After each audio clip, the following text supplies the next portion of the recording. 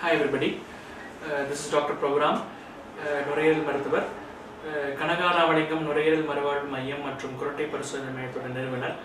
So இன்றைக்கி நான் உங்ககிட்ட இந்த நுரையீரல் மறுவாழ்வு இங்கிலீஷில் பல்மனரி ரீஹாபிலிட்டேஷன் அப்படின்னு சொல்கிறோம், அதை பற்றி கொஞ்சம் ஷேர் பண்ணலான்ருக்கேன். ஸோ நார்மலி நுரையீரல் பிரச்சனைகள்னு பார்த்தீங்கன்னா முக்கியமானது ஆஸ்துமா அண்ட் சிஓபிடி. இது ரெண்டுலேயுமே இருமல், நெஞ்சு சளி, மூச்சு திணறல் அப்படிங்கிறது இருக்கும். பொதுவாக நம்மளோட கருத்து என்னென்னா, இது ஒன்ஸ் வந்துருச்சுன்னா லைஃப் லாங் இருக்க போகுது, இதுக்கு உயிர் மருந்து மட்டும்தான் ட்ரீட்மெண்ட், இதை தவிர ஒன்றும் பண்ண முடியாது. ஸோ மூச்சு திணறல் இருக்கும், படிப்படியாக அது மோசமாயிட்டே போயிட்டுருக்கும், கடைசியில் பேஷண்ட் பெட்டன் ஆகிடுவாங்க, இதுக்கு பெருசாக ட்ரீட்மெண்ட் கிடையாதுன்னு நினச்சிருக்கோம். ஆக்சுவலி அது அப்படி கிடையாது. ஸோ இப்போது இந்த ஆஸ்துமா அப்படி சிஓபிடின்னு பார்த்தீங்கன்னா ரெண்டு விதமான ட்ரீட்மெண்ட்ஸ் இருக்குது. ஒன்று directed towards the quantity of life, இன்னொன்று குவாலிட்டி ஆஃப் லைஃப்.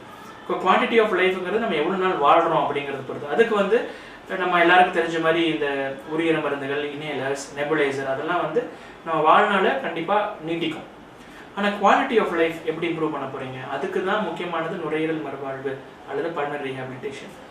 ஸோ என்ன சார் குவாலிட்டி ஆஃப் லைஃப்னா என்ன அப்படின்னா, இப்போது பெரிய நமக்கு எய்ம்ஸு கோல்ஸ்லாம் கிடையாது. ஒரு நல்ல மூச்சு திணறல் இருக்கிறவங்களுக்கு சின்ன சின்ன எய்மாக இருக்கலாம். சார் என்னோட வீடு 2வது மாடியில் இருக்குது, எனக்கு ஒவ்வொரு தடவை நான் ஏறும் போது ஒரு 5-6 தடவை நிற்க வேண்டிய ரொம்ப மூச்சு வாங்குது, ஸோ எனக்கு எப்பயாவது நான் ஃப்ரீயாக 2 மாடி ஏறுவேனா அப்படிங்கிறது எனக்கு ஆசையாக இருக்குன்னு சொல்லலாம். ஒரு சிலருக்கு என்னோட டெய்லி ஆக்டிவிட்டிஸ் கூட பண்ண முடியல சார், என்னால் குளிக்கிறதுக்கு நான் மக்களை தண்ணி எடுத்து ஊற்றினா கூட எனக்கு மூச்சு வாங்குது சார், என்ன பண்ணுறது அப்படின்னு கேட்போம். ஸோ அவங்களுக்கு அதை குளிக்கும் போது மூச்சு வாங்கினா அவங்களுக்கு அது பெரிய அச்சீவ்மெண்ட்டு.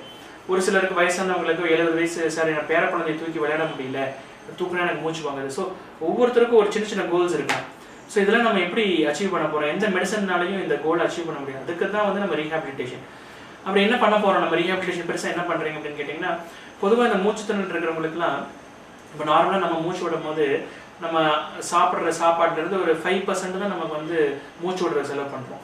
ஆனால் இந்த ஆஸ்மா பிரச்சனைகள், மூச்சு திணறல் இருக்கவங்களுக்குலாம் சாப்பிட்ற சாப்பாடு ஒரு 80% பார்த்தீங்கன்னா மூச்சு விடுறதுக்கே செலவாயிடும். ஸோ அவங்களுக்கு அந்த எனர்ஜி ரிக்குவயர்மெண்ட் அப்படிங்கிறது மோஸ்ட்லி இதுக்கே போய்டும். ஸோ மசில்ஸ் எல்லாம் ரொம்ப வேஸ்டிங் ஆகிடும். ஸோ முக்கியமாக அப்பர் லிம்ப், அதாவது கை மசில்ஸ் மற்றும் லோவர் லிம்ப், அதாவது கால் மசில்ஸ் ரொம்ப வீக் ஆகிடும். ஸோ அவங்க பார்த்தீங்கன்னா மூச்சு திணறல் இருக்கவங்க பொதுவாக ரொம்ப ஒல்லியாக, ரொம்ப ப்ரூனியாக இருப்பாங்க. ஏன்னா அவங்க மசில் வேஸ்டேஜ் ரொம்ப அதிகமாக இருக்கும்.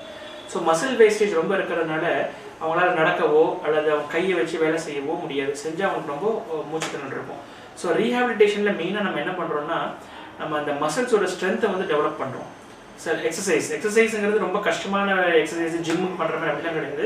இது கஸ்டமைஸ்டு, ஒவ்வொருத்தருக்கும் அவங்களோட லெவல் அசஸ் பண்ணி அதுக்கு ஏற்ற மாதிரி நம்ம எக்ஸசைஸ் தெரப்பி கொடுக்க போகிறோம். ஸோ மெயின்லி மசில் ஸ்ட்ரென்தன் பண்ண போகிறோம். So Appar Lim, lower Lim நல்லா ஸ்ட்ரென்தன் ஆச்சுன்னா அவங்களால நடக்க முடியும், அவங்க ஆக்டிவிட்டிஸ் செய்ய முடியும். இது கூட வேறு என்னென்ன ரீஹாபில் பண்ணுறோன்னு பார்த்தீங்கன்னா மூச்சு பயிற்சி வெரி வெரி இம்பார்ட்டன்ட். இந்த பர்ஸ்னல் ப்ரீதிங், டயஃப்ரமேட்டிக் ப்ரீதிங் அப்படின்னு சொல்கிறோம். இது பண்ணுறது மூலமாக என்னென்னா உங்களுக்கு மூச்சு திணறல் குறையும். ஸோ அந்த மூச்சு பயிற்சி நம்ம ரெகுலராக பண்ணும்போது மூச்சு திணறல் டெஃபினட்டாக குறையும். அதுபோல் நான் ஆல்ரெடி சொன்ன மாதிரி மசில் ஸ்ட்ரென்தனிங் பண்ண போகிறோம். அடுத்து டயட்ரி அட்வைஸ் கொடுக்க போகிறோம், எந்த மாதிரி டயட் எடுக்கணும் பேஷண்ட்ஸ். ஏன்னா மூச்சு திணறல் இருக்கவங்க ஒரே டைமில் ரொம்பலாம் சாப்பிட முடியாது.